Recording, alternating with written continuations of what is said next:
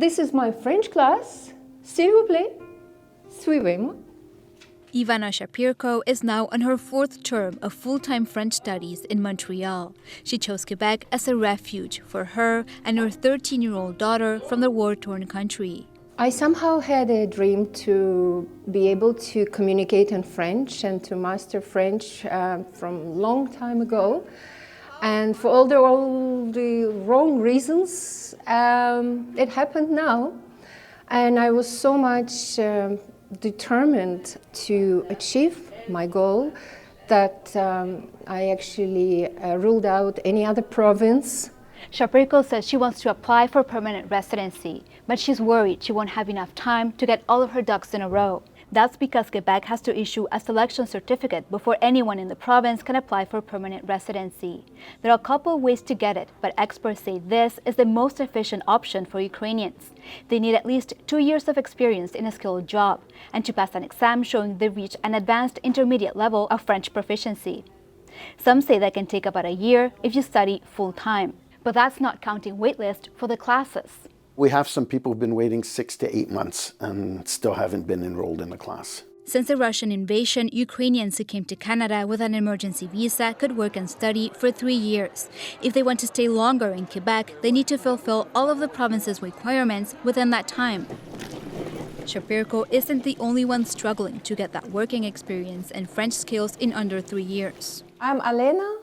We are learning French. Alena Shikova is working full-time. Her husband couldn't leave Ukraine. While her son Pavlo is learning French at school, Shikova says for now she only has time to learn the language on Duolingo.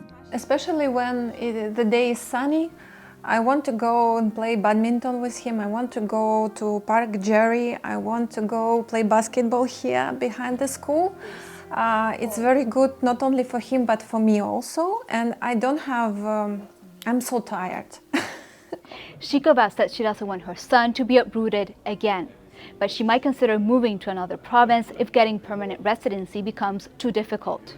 I spoke with one Ukrainian family who ended up moving to Calgary. Olena Martinova was learning French while her husband worked.